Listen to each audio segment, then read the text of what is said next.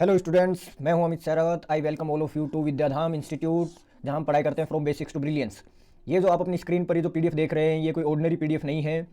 क्योंकि मैंने स्टूडेंट्स को एग्जाम्स के बाद अक्सर देखा है, वो पूछते हैं कि सर एग्जैक्टली इस क्वेश्चन में हमें कौन सा आंसर लिखना था, किस तरीके से लिखना था, कौन सा डायग्राम बनाना था। तो आप सब लोगों की इसी ज़रूरत को ध्यान में रखते हुए मैंने ये डिटेल्ड आंसर की आप लोगों के लिए तैयार की है, जिसमें हम एक एक क्वेश्चन का स्टेप बाय स्टेप सॉल्यूशन देखेंगे और देखेंगे कि आपको इसको रिप्रेजेंट किस तरीके से करना था। तो आपके सबसे पहले बात कर लेते हैं इसका ट्रेंड क्या है और इसका लेवल क्या था। तो लेवल के बारे में कहें तो ये बिल्कुल ही मॉडरेट लेवल का पेपर था। इजी तो नहीं कह सकते, लेकिन मॉडरेट लेवल का पेपर था। और ट्रेंड की कहें तो ट्रेंड एग्जैक्टली वैसा ही था जैसा हमने आप लोगों को बोला था। एक एक सवाल एनसीईआरटी की लाइन से ही पिक किया गया है। तो आप में से जो लोग अब तक एनसीईआरटी को इग्नोर कर रहे हैं, ये आप लोगों के लिए एक वार्निंग बेल है, अब भी समझ लीजिए और एनसीईआरटी को ही सीरियसली लीजिए, क्योंकि यही बोर्ड के लिए पेपर तैयार करने का एकमात्र रेफरेंस है जहां से ज़्यादातर सवाल फ्रेम किए जाते हैं। तो देखिए, आपके सेक्शन ए में मल्टीपल चॉइस क्वेश्चन दिए गए थे, 18 मल्टीपल चॉइस क्वेश्चन थे। ये आप लोगों को पता ही है कि ये आपके लाइफ प्रोसेसेस चैप्टर से था। इसके आगे ये आपके कार्बन एंड कंपाउंड चैप्टर से था। इनके जो भी आंसर्स हैं और जहां आप मिस्टेक कर सकते हो, मैंने पहले ही एक्सप्लेनेशन में हिंट कर दिए हैं। आंसर तो दिया ही है, साथ में उसकी एक्सप्लेनेशन भी दी है, और जहां पर आप मिस्टेक करते हो वो पॉइंट्स भी मैंने हिंट कर दिए हैं। तो आप इसके पीडीएफ से एक एक सवाल के थ्रू जाइए और अपने सवाल जो जो आपने आज अटैम्प्ट किया है, जहाँ जहाँ गलतियाँ की हैं, उनसे आप लोग इससे मैच कीजिए। देखिए, जहाँ पर बच्चे अक्सर मिस्टेक कर देते हैं वो सवाल ऐसे होते हैं जैसे ये, कि वो रीड नहीं करते अच्छे से कि सवाल में दिया क्या था। वो जल्दबाजी में रहते हैं, वो ध्यान नहीं देंगे कि मेटल दिया था कि नॉन मेटल दिया था। अगर यही सवाल मेटल का होता तो आंसर आता मरकरी, लेकिन यही नॉन मेटल में पूछा है इसलिए आंसर आया ब्रोमीन। तो अगर आपने जल्दबाजी की है पढ़ने में तो आप लोगों का ये आंसर गलत हो सकता है। इसलिए पेपर में जो जो सवाल आते हैं उनको तसल्ली से 2 बार पढ़ा कीजिए, क्योंकि आपके पास यही 3 घंटे होते हैं जिसमें आपको पूरी साल की मेहनत को एग्जामिनर के सामने दिखाना है। इसके बाद जो आपके अगला सवाल था 18 एमसीक्यूज़ के बाद, वो था फिल इन द ब्लैंक्स का। और फिल इन द ब्लैंक में आपसे जो पूछे गए थे सेक्शन बी में, ये 6 सवाल पूछे गए थे। इसके बाद जो था आपका वन लाइनर क्वेश्चन थे। वन लाइनर क्वेश्चन में टोटल 12 क्वेश्चन थे, जिनमें से एक में डायग्राम आया था। तो डायग्राम का आपको कैसे बनाना था, कैसे इसके बारे में दिखाना था, तो हमने इसमें लिख दिया। इलेक्ट्रिसिटी को आपको, एक तो होता है कंडक्टर में इलेक्ट्रिसिटी फ्लो होती है, एक होता है कंडक्टर में हीट फ्लो होती है। तो आपको हीट के फ्लो को दिखाना था। इसलिए हम क्या करते हैं, यहाँ पर एक कैंडल लेते हैं, एक रोड लेते हैं, मेटल रोड, इसको यहाँ पर क्लैंप कर देते हैं। तो क्लैंप करके यहाँ पर क्या करते हैं, इसके ऊपर वैक्स की हेल्प से यहाँ पर कुछ क्लिप्स लगा देते हैं और कैंडल से इसको क्या है, गर्म किया जाता है। एक किनारे को हम गर्म करेंगे तो हीट यहाँ से हाई टेम्परेचर से लो टेम्परेचर की ओर चलेगी।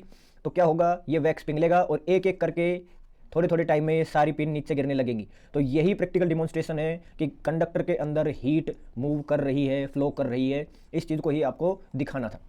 इसके बाद जो आपका अगला सवाल है वो था इससे क्वेश्चन नंबर 4, ये केमिकल रिएक्शंस को बैलेंस करने के बारे में था, फर्स्ट चैप्टर से था। अगला सवाल आपका सेकंड चैप्टर से है। सिंपल साल्ट्स के नाम दिए गए हैं और सबको आपको मैच करना था उनके केमिकल फॉर्मूलाज के साथ, जो आप लोगों को अच्छे से याद कराए गए हैं।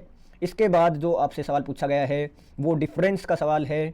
और डिफरेंस जब भी आपको एग्जाम में दर्शाने हो तो सबसे बेस्ट तरीका होता है कि आप टेबल बनाएं दोनों का डिफरेंस अच्छे से दर्शाने के लिए। तो जो जो डिफरेंस हो सकते थे आपके आंसर की में मैंने लिख दिए हैं। इसके बाद जो बायो से डायग्राम आए हैं तो उनको आपको एकदम लेबल्ड डायग्राम ही बनाने हैं, हर एक पार्ट को अच्छे से मेंशन करना है उसके अंदर, तभी इसमें आपको मार्क्स मिलेंगे। तो कैसे करना चाहिए था ये आपकी इस आंसर की में मैंने बता दिया है कि किन किन चीज़ों को आपको ध्यान में रखना चाहिए था। इसके बाद आइए आपके जो बड़े सवाल हैं, लॉन्ग आंसर थे, वो देखो।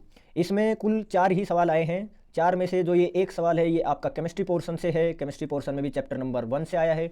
इसके बाद जो क्वेश्चन नंबर 14 है ये आपके how do organism reproduce bio section से आया है। लेकिन बायो सेक्शन से एक और सवाल है इसी में ही, ये देखिए।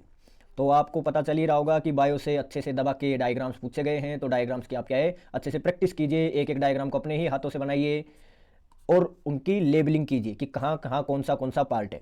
तो 2 सवाल बायो के हो गए इस ये लॉन्ग आंसर वाले सेक्शन में, और एक केमिस्ट्री का था। इसके बाद जो क्वेश्चन नंबर 4 है इसमें, क्वेश्चन नंबर 16 जो सेक्शन लॉन्ग आंसर का 4th है, ये आपके इलेक्ट्रिसिटी नहीं, मतलब इससे सॉरी लाइट चैप्टर से आए।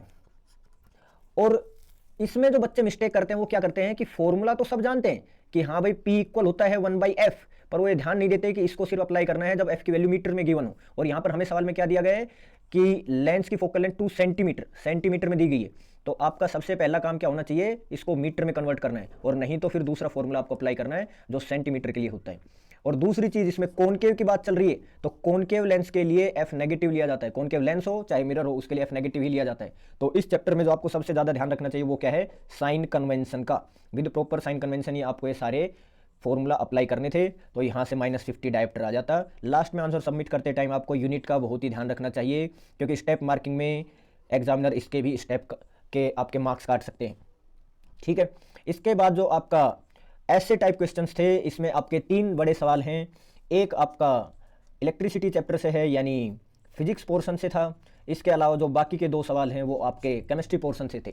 तो इलेक्ट्रिसिटी वाले चैप्टर से आपको क्या था, सिंपल अगर आपके फॉर्मूलाज भी याद थे तो ये आराम से हो जाता। एनसीईआरटी के ही एग्जाम्पल से उठाए गए सवाल हैं।